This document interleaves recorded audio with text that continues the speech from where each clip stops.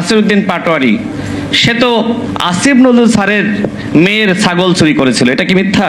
আজকে এনসিপিতে এই সরোয়ার তুষাররা থাকার কারণে এনসিপির মা বোনেরা নিরাপদ নয়।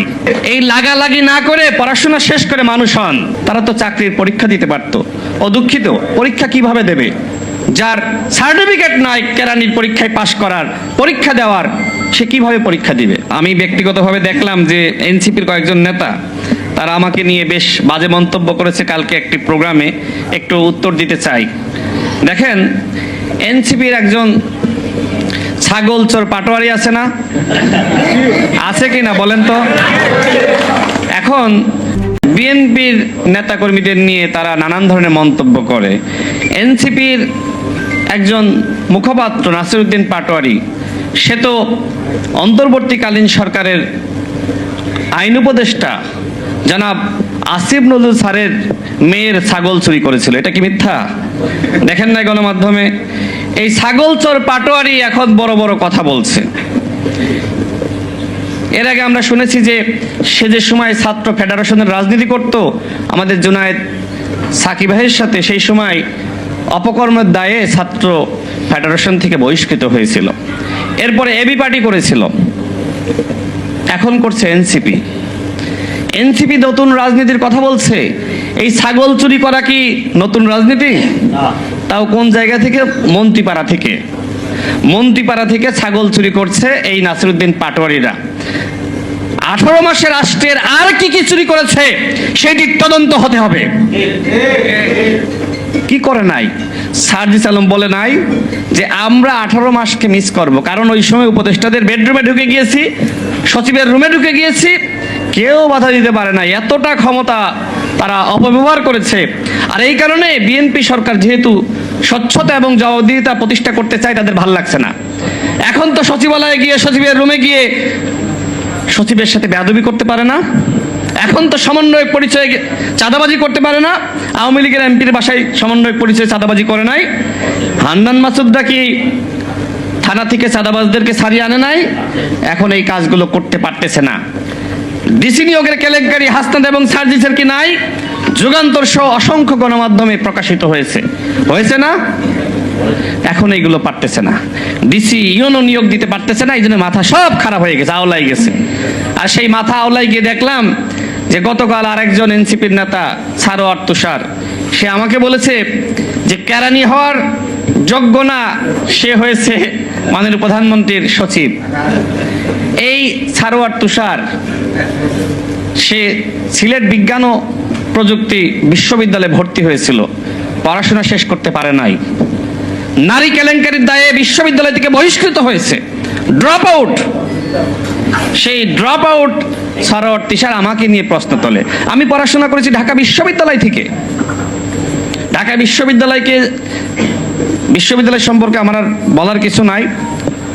এবং ঢাকা বিশ্ববিদ্যালয়ে যে ফ্যাকাল্টিকে গোল্ডেন ফ্যাকাল্টি বলা হয়, সেই ফ্যাকাল্টি থেকে আমি পড়াশোনা করেছি। আমি বিবিএ শেষ করেছি। আর এমবিএ যে সময় আমি ফাইনাল পরীক্ষা দিব, ওই সময় আমার সামনে দুইটা অপশন ছিল: কোটা সংস্কার আন্দোলনের নেতৃত্ব দেওয়া অথবা এমবিএ ফাইনাল সেমিস্টারের পরীক্ষা দেওয়া। আমি যেহেতু ওই আন্দোলনের নেতৃত্বের জায়গায় ছিলাম, আমি সেই আন্দোলনের নেতৃত্ব দিয়েছি, সফল হয়েছি। এবং আন্দোলন সফল করতে গিয়ে আমি 15 দিন রিমান্ডের নির্যাতনের শিকার হয়েছি। অতিরিক্ত আরও 3 দিন আমি পুলিশের হেফাজতে নির্যাতনের শিকার হয়েছি। আমরা যে আন্দোলন সফল করলাম চাকরির জন্যই তো। আমার প্রশ্ন হলো, এই সারোয়ার তুষাররা কেন চাকরির পরীক্ষা দিল না? আমি তো পরবর্তীতে, যেহেতু আমার নামে মামলা ছিল শেখ হাসিনাকে কটূক্তি করার মামলা, হাসিনার জামানায় তো আমার চাকরি পাওয়ার কোনো সুযোগ ছিল না, ছিল? কিন্তু এই তুষাররা, তারা কি রাজপথে ছিল? তারা তো চাকরির পরীক্ষা দিতে পারতো। ও দুঃখিত, পরীক্ষা কিভাবে দেবে? যার সার্টিফিকেট নাই কেরানির পরীক্ষায় পাশ করার, পরীক্ষা দেওয়ার, সে কিভাবে পরীক্ষা দিবে? আজকে যারা অযোগ্য, এরা এনসিপি করতেছে। যারা নারীদের নিয়ে নানান ধরনের মন্তব্য করে, জানেন না তার সম্পর্কে? নীলা ইসরাফিলকে নিয়ে কি ধরনের মন্তব্য করেছিল? আজকে এনসিপিতে এই সরোয়ার তুষাররা থাকার কারণে এনসিপির মা বোনেরা নিরাপদ নয়। আমি সারোয়ার তুষারকে বলবো, যদি আপনি পড়াশোনা শেষ করতে চান, মানুষ হইতে চান, আমি আপনার পড়াশোনার ব্যবস্থা করব। তবুও এই লাগালাগি না করে পড়াশোনা শেষ করে মানুষ হন। এনসিপির এই সারোয়ার তুষাররা মানুষ হইলে এনসিপিতে যে সকল মা বোনেরা রয়েছে তারা নিরাপদ। অন্যথায় এই সকল অথর্বদের কাছে, এই সকল লুচ্ছা বদবইদের কাছে এনসিপির কোনো মা বোন নিরাপদ নয়। আজকে মা বোনেরা বলছে যেখানে ভালো নারীরা, মেয়েরা এনসিপিতে নিরাপদ নয়, আমরা কিভাবে এনসিপি করব? এইটা কি তাদের নতুন রাজনৈতিক বন্দোবস্ত? আমি আর কথা বাড়াচ্ছি না, এখানে আরো অনেকে বক্তব্য রাখবেন। আমার সর্বশেষ কথা হলো যে এই রাষ্ট্রের পুনর্গঠনে আমাদের সবাইকে একসাথে কাজ করতে হবে। আমাদের মাননীয় প্রধানমন্ত্রী যেখানে তিনি কাজ করে যাচ্ছেন, সেখানে তাকে নানানভাবে প্রশ্নবিদ্ধ করার অপচেষ্টা আমরা লক্ষ্য করছি। তার পরিবারকে নিয়ে যারা কথা বলছে, আপনারা বলছেন যে শব্দের বিপরীতে শব্দ, এখন আপনারা গালিগালাজ করবেন আর আমরা প্রতিবাদ জানাবো, এটা নাকি আমরা করতে পারবো না। হবিগঞ্জে একটা সাবেক সমন্বয়ক বৈষম্যবিরোধী ছাত্র আন্দোলনের বাচ্চা একটা ছেলে একসময় একটা ভুল করে একটা কথা বলে ফেলেছিল, অনভিজ্ঞ এবং বোঝে নাই হয়তো, তার প্রতি পুলিশের আক্রোশটা খেয়াল করবেন। এখান থেকে আপনি বুঝবেন যে পুলিশ কিভাবে আগের মতো আছে। তারা বিদ্যুৎ এবং জ্বালানির দাবিতে একটা মানববন্ধন কিংবা একটা হয়তো মিছিল করার পরিকল্পনা করেছিল। এটা তো আমাদের গণতান্ত্রিক অধিকার, সংবিধান স্বীকৃত অধিকার। তো সেটা তারা করবে না? তারা কি কোনো গোপন কর্মতৎপরতা কিংবা সন্ত্রাসী কর্মতৎপরতা করেছে? এই যে তারা একটা মিছিল করতে যাবে, সেখানে তাদেরকে মিছিলটা করতে দেওয়া হলো না, তাকে ধরে নিয়ে যেভাবে টেনে হিচড়ে মানে পুলিশ ভ্যানে প্রায় ছুঁড়ে ফেলার মতো করে ছুঁড়ে ফেলে দেওয়া হলো। এবং আজকে আমরা জানতে পেরেছি তাকে ছেড়ে দেওয়া হয়েছে, কিন্তু মুচলেকা নেওয়া হয়েছে যে তিনি আর রাজনীতি করতে পারবেন না। এখন ওই মেহেদী ছেলেটা তো কোনো রাজনৈতিক দলের সাথে জড়িত নাই, বিভিন্ন ইস্যুতে প্রতিবাদ করে। এগুলো প্রতিবাদী জেনারেশন, প্রতিবাদ মানে তারা প্রতিবাদ করাটাকেই ঠিক মনে করে। এখন তাদেরকে আপনি প্রতিবাদটাও করতে দেবেন না। এবং ওই যে একটা ভুল কথা সে বলেছিল, এই কারণে পুলিশ এমনভাবে তার প্রতি আক্রোশ যে সুযোগ পেলেই তাকে একেবারে মেরে নাস্তানাবুদ করার মতো একটা বাসনা পুলিশের মধ্যে আছে। তো পুলিশ যদি আপনি আগের মতো চালান, তাহলে তো পুলিশ এরকমই করবে। এভাবে করে সকল রাষ্ট্রীয় প্রতিষ্ঠান, দলীয় প্রতিষ্ঠানগুলোকে তারা কলুষিত করে এবং দলছুট বিভিন্ন মানে ব্যক্তিদেরকে যারা নিজেদের দল টল ছেড়ে চলে এসেছে একটা সরকারি পদের জন্য, এই সমস্ত ব্যক্তিদেরকে তারা তারেক রহমান জনাব প্রধানমন্ত্রী তারা আশেপাশে বসিয়ে দিয়েছেন। এবং তারা জনগণের পয়সায় জনগণের অন্ন ধ্বংস করে বিরোধী দলের চরিত্র হনন, বিরোধী দলের বিরুদ্ধে সারাক্ষণ কুৎসা রটনা করছে। তার সরকার ফেল করছে, কিন্তু সারাক্ষণ সে বিরোধী দলকে গালাগালি করছে। এই ধরনের মানে ব্যক্তিবর্গ এখন কিন্তু মাননীয় প্রধানমন্ত্রী অত্যন্ত ঘনিষ্ঠ, যার হয়তো এমনিতে নিজের যোগ্যতায় একটা কেরানির চাকরি পাওয়ার কথা না, সে এখন রাজনৈতিক সচিব পদমর্যাদায় বিশেষ সহকারী হয়ে বসে আছে। এবার অথচ এই বিএনপি দলের অসংখ্য বঞ্চিত নেতাকর্মী, নির্যাতিত নেতাকর্মী আপনার প্রধানমন্ত্রীর ধারে কাছেও ঘেঁষতে পারেন, তাদেরকে প্রধানমন্ত্রী গাড়ির আগে পিছে দৌড়াতে হয়। আর দলছুট ব্যক্তিদেরকে উনি কাছে বসিয়ে রেখেছেন। এটাই হচ্ছে মাননীয় প্রধানমন্ত্রী জনাব তারেক রহমানের প্ল্যান। বিএনপি সরকারের 6 মাস হয়েছে, 180 দিন।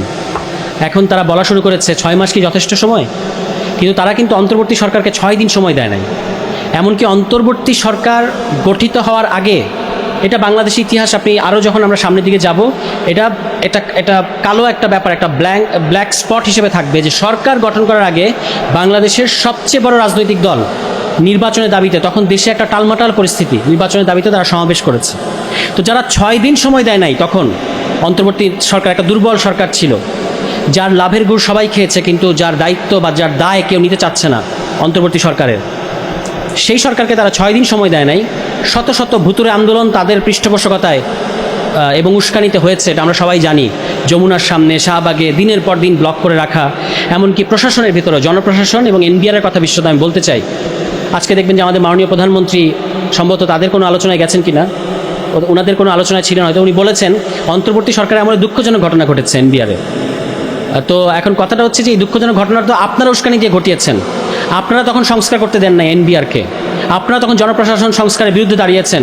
ব্যাংক রেজলিউশন অ্যাক্ট আপনারা পাশ করতে দেন নাই, কিংবা পরে একটা বিতর্কিত ধারা যুক্ত করেছেন, এবং এই কারণে আপনারা আইএমএফের লোন পান নাই। আইএমএফের সামিটে অর্থমন্ত্রী গিয়েছিলেন এবং তার দলবল নিয়ে গিয়েছিলেন, উনি ফেরত এসেছেন শূন্য হাতে। সিম্পলি আইএমএফ খুব ক্যাটাগরিক্যালি বলেছিল যে আপনারা এনবিআর সংস্কার করেন নাই, মানে পৃথকীকরণটা নিশ্চিত করছেন না, এবং ব্যাংক রেজলিউশন অ্যাক্ট আপনারা যেহেতু এরকম একটা কালো কানুন ঢুকিয়ে দিয়েছেন যেখানে বিতর্কিত এবং ডিফল্টার যে সমস্ত প্রতিষ্ঠান আছে তারা আবার মালিকানা ফেরত পাবে, কাজে আমরা আপনাদেরকে ঋণ দেব না। এবং তারা কিন্তু ঋণ না পেয়ে ফেরত এসেছে। এবং বাজেটের আগে পরে অর্থমন্ত্রীর কথার তুবড়িতে কিন্তু আমরা থাকতে পারি নাই। 1.5 কোটি কর্মসংস্থান হবে, স্মার্ট ইকোনমি হবে, এই হবে সেই হবে। এখন দেখেন উনি একেবারে চুপসে হয়ে গেছেন, কারণ উনি বুঝতে পারছেন যে ওনাদের ভুল পলিসির কারণে আজকে যে অর্থনৈতিক সংকট সহ অন্যান্য সংকট তৈরি হয়েছে, এটা অন্যরা যতই বলুক উত্তরাধিকার সূত্রে এটা তারা নাকি পেয়েছে। কিন্তু উনি খুব ভালো করেই জানেন, যেহেতু উনার ব্যর্থতার ইতিহাসটা অনেক পুরনো, মানে এখন যিনি অর্থমন্ত্রী তিনি 2001-06 সালে ওই সরকারের বাণিজ্যমন্ত্রী ছিলেন এবং সিন্ডিকেট সহ বিভিন্ন অপকর্ম এবং দুর্নীতির মধ্যে এমনভাবে তার মন্ত্রণালয় জড়িয়ে গিয়েছিল যে তাকে কিন্তু বেগম খালেদা জিয়া তৎকালীন প্রধানমন্ত্রী এবং দেশনেত্রী তিনি কিন্তু মেয়াদ পূর্ণ করতে দেন নাই, তাকে পদত্যাগ করতে হয়েছিল এই তৎকালীন বাণিজ্যমন্ত্রীকে। তো ওই পরীক্ষিত ফেইলিয়র আজকে অর্থমন্ত্রী, পরীক্ষিত ফেইলিয়র তৎকালীন বিদ্যুৎ প্রতিমন্ত্রী আজকে বিদ্যুৎ মন্ত্রী। তো তাদের দিয়ে বিএনপি 20 বছরে this is plan, I have a plan, this is BNP's plan. সরকারে আসার আগে বলেছে তারা যে আমাদের অনেক প্ল্যান আছে, এখন তারা বিরোধী দলকে বলছে আপনাদের প্ল্যান দেন। তো আপনি সরকারে আসার আগে বলেন আপনাদের অনেক প্ল্যান, এখন বিরোধী দলের কাছে প্ল্যান চান কেন? তাও ভালো যে চেয়েছেন।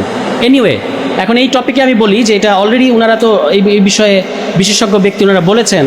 একটা খুব সিম্পল জিনিস হচ্ছে, এই আইনটা যদি আপনারা পড়ে দেখেন যেহেতু গুম হয়েছে কি হয় নাই এটা ফয়সালা করবে পুলিশ এবং আইনশৃঙ্খলা বাহিনী। ওই খসড়া আইনেই তারা স্বীকার করছে যে এই সরকারি বাহিনীগুলোই কিন্তু এই ধরনের সম্ভাব্য গুমের সাথে জড়িত থাকে এবং তারাই ঠিক করবে গুম হয়েছে কি হয় নাই। এখন যদি আপনি ফলস তথা মিথ্যা অভিযোগ করেন, কোট আনকোট মিথ্যা অভিযোগ করেন, যেটা তাদের কাছে মিথ্যা মনে হচ্ছে, তাহলে যারা অভিযোগকারী মানে ওই পরিবার যিনি গুম হয়েছেন তার পরিবার, তাদেরই কিন্তু 5 বছরের জন্য কারাগারে থাকতে হবে বা জেল খাটতে হবে বা সাজা পেতে হবে। এরকম মানে আপনি যিনি ভিকটিম, যারা গুমের ভিকটিম, তাদেরকে উল্টো শায়েস্তা করার একটা রাস্তা ওনারা করেছেন। এভাবেই মানে বিএনপির পরিকল্পনা এগিয়ে যাচ্ছে। 31 দফার কথা তারা খুব বড়সড় করে বলেছে, তারা 31 দফা বাস্তবায়ন করবে। এখন দেখবেন মাননীয় স্বরাষ্ট্রমন্ত্রী সরাসরি 32 দফা 33 দফায় চলে গেছেন। ওনারা যে ফেল করছেন, ওনারা যে পাশ করতে পারছেন না, এটা সবচেয়ে ভালো জানেন মাননীয় স্বরাষ্ট্রমন্ত্রী। এ কারণে উনি দেখবেন 31 দফার কোনো খবর নাই, উনি বলছেন আমরা 32 নম্বর দফা বাস্তবায়ন করে ফেলেছি, আমরা 33 নম্বর দফা বাস্তবায়ন করে ফেলেছি। মানে পাশ করার একটা উদগ্র বাসনা কিন্তু তাদের মধ্যে আছে, কারণ ওনারা তো জানেন যে ওনারা পাশ করতে পারছেন না। এখন ভাই আগে আপনারা 31 দফা বাস্তবায়ন করেন, পরে 32 আর 33 নম্বরের কথা বললেন। 31 দফা তো বাস্তবায়ন করতে পারছেন না, 31 দফা রফা করে দিয়ে এখন ওনারা 32 নম্বর দফার দিকে ছুটেছে। তো এই যে এই ধরনের আইন তারা করেছেন, তারা যদি মনে করেন যে আবারও গুম করবেন, আবারও মানবাধিকার লঙ্ঘন করবেন, বিএনপির একটা জিনিস বোঝা উচিত যে তারা কিন্তু ক্ষমতায় আসলে কতগুলো জিনিস বারবার ঘটে। তারা ক্ষমতায় আসলে কনসার্ট ঘটে, তারা ক্ষমতায় আসলে ফুলবাড়িয়া ঘটে, তারা ক্ষমতায় আসলে শনি রাখরায় ঘটে। রানিং এমপি জনগণের ধাওয়া খেয়েছে, বিদ্যুৎ দিতে পারেন না, জ্বালানি দিতে পারেন না, এই কারণে সেই একই প্রবণতাগুলো কিন্তু এখনও আলামতগুলো পুরোপুরি ফিরে এসেছে। এবং আপনারা দেখবেন, এটা বলেই শেষ করি, যে তারা সামনের নির্বাচন মূল ইঞ্জিনিয়ারিংটা তারা করবে তত্ত্বাবধায়ক সরকার ব্যবস্থা, মানে নির্দলীয় সরকার যার অধীনে নির্বাচন হওয়ার কথা, এটা যেন তারা করতে পারে। এজন্য ইতিমধ্যেই তাদের একজন দলীয় ব্যক্তিকে নির্বাচন কমিশনে তারা বসিয়ে দিয়েছে। তো এভাবেই বিএনপির প্ল্যান এগিয়ে চলছে। বাংলাদেশের মানুষও এখনও পর্যন্ত দেখে যাবে। লাস্ট একটা জিনিস বলি যে ফ্যামিলি কার্ডের আপনি একটা দিক দেখতে পাচ্ছেন যে তাদের এই ফ্যামিলি কার্ডের নামে ইউএনওদের সরকারি কর্মকর্তা কর্মচারী যারা কিনা অনেক পরিশ্রম করে ওই জায়গাটায় যায়, তাদেরকে নাজেহাল হেনস্থা করছে বিএনপির অশিক্ষিত অ্যাক্টিভিস্টরা, অশিক্ষিত দলীয় নেতাকর্মীরা। তারা দেখবেন যে জবাই করব, তারপর হচ্ছে আছাড় মারবো, লাথি মেরে বের করে দেবো, এইগুলো কথাবার্তা ইউএনওদেরকে বলছে। কেন? কারণ তাদের দেওয়া যে তালিকা, এই তালিকাগুলো কিন্তু ইউএনওরা নিচ্ছেন না। যারা নিচ্ছেন না তাদের সাথে তারা এ ধরনের আচরণ করছেন। আছাড় মেরে নাকি তারা ইউএনওদেরকে পদ থেকে বের করে দেবেন। তো এইভাবেই যদি তারা সমস্ত কিছুতে দলীয় পুনর্বাসন করেন এবং ইউএনওদেরকে অপদস্থ করেন, সরকারি কর্মকর্তা কর্মচারীদের অপদস্থ করেন, এগুলো তো মামাবাড়ি আবদার না, আপনাদের মানে দলীয় দোকান নাই এই রাষ্ট্রীয় প্রতিষ্ঠানগুলো, যেখানে আপনারা তাদেরকে এভাবে অপমান করবেন। তো সেটাই তারা করে যাচ্ছে এবং মনে করছে যে মানুষ আসলে কিছু বলবে না। অনেক দিন পর্যন্ত তারা মানুষকে আওয়ামী লীগের ভয় দেখিয়ে মনে করছে তারা অনেক দিন পর্যন্ত সময় আছে, এরকম কিন্তু মনে হয়। কিন্তু শেষ পর্যন্ত যাহা আওয়ামী লীগের জন্য 5 বছর, তাহা আপনার জন্য, যাহা আওয়ামী লীগের জন্য 15 বছর, তাহা আপনার জন্য 5 বছর নাও হতে পারে। এবং আপনি যদি মনে করেন যে আপনার আগামী 10 বছর একেবারে নিশ্চিন্ত, সেটা সবসময় যে হবে ব্যাপারটা এরকম না। যে কোনো সময় মানুষের ক্ষোভ বিস্ফোরণে পরিণত হতে পারে। সবাই ভালো থাকবেন। আসসালামু আলাইকুম।